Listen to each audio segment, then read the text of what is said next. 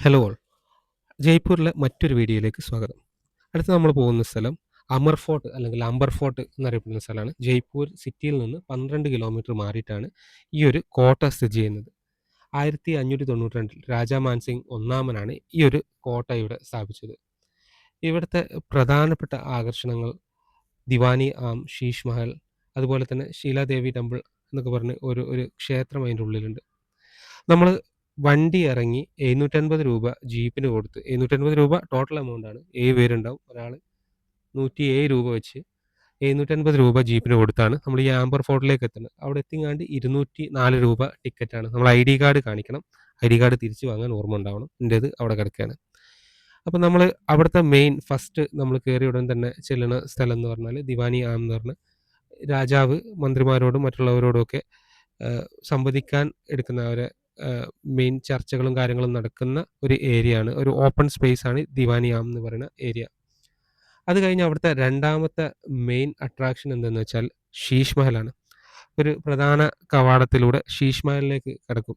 ഈ കവാടത്തിൻ്റെ പ്രത്യേകത എന്താണെന്ന് വെച്ചാൽ അതിൻ്റെ ഉള്ളിൽ ചെയ്ത കുറച്ച് പെയിൻറ്റിങ്സ് ഉണ്ട്. അതൊക്കെ നാച്ചുറൽ ആയിട്ടുള്ള മെറ്റീരിയൽസ് യൂസ് ചെയ്ത് ലൈക്ക് ഈ പയച്ചാറുകളും മറ്റുമൊക്കെ യൂസ് ചെയ്തെങ്ങാണ്ട് ചെയ്ത ഒരു പെയിൻറ്റിങ്ങുകളാണ്.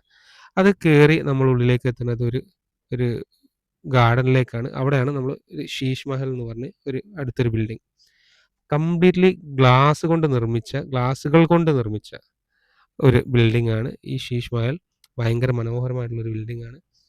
ഒരു മെഴുകുതിരി കത്തിച്ച് വെച്ചാൽ മൊത്തം വെളിച്ചം വരുമെന്നാണ് ശീഷ് മഹലിനെ പറയുന്നത്. കാരണം ഫുള്ള് ഗ്ലാസ് ആയതിനോട് അത്രയ്ക്ക് ഭയങ്കര ബ്യൂട്ടിഫുൾ ആയിട്ടുള്ള ഒരു വർക്കാണ് അതിൽ കംപ്ലീറ്റ് വന്നത്.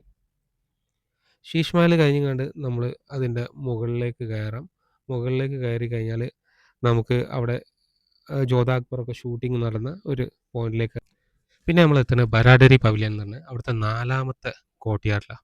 അത് പ്രധാനമായിട്ടും രാജ്ഞീൻ്റെ അമ്മയ്ക്ക് വേണ്ടിയിട്ടുള്ള ഒരു ഏരിയയാണ്. ഒരു ഹോസ്റ്റലോ കാര്യങ്ങളൊക്കെയാണ്. അവിടുത്തെ സ്റ്റാഫിനൊക്കെ ഉള്ള ലേഡീസ് ജോലിക്കാർക്കൊക്കെ ഉള്ള ഒരു ഏരിയയാണ്.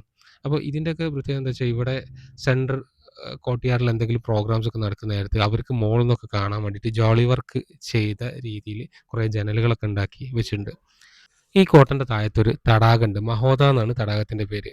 നടുവിലൊരു ഗാർഡനൊക്കെ സെറ്റ് ചെയ്തെങ്ങാണ്ട് ഒരു സ്റ്റേജൊക്കെ ഉള്ള നല്ലൊരു സ്പേസ് ആണത്. ഈ കോട്ടൻ്റെ ഓപ്പോസിറ്റ് നമ്മൾ നോക്കിക്കഴിഞ്ഞാൽ ജയ്ഗഡ് എന്ന് പറഞ്ഞാണ്ട് മറ്റൊരു കോട്ടയുടെയും കാണാൻ പറ്റും. ഈ കോട്ടയിലേക്ക് പ്രവേശിക്കുന്ന സ്ഥലത്തിന് പറയൽ ജലേബ് ചൗക്ക് എന്നാണ്.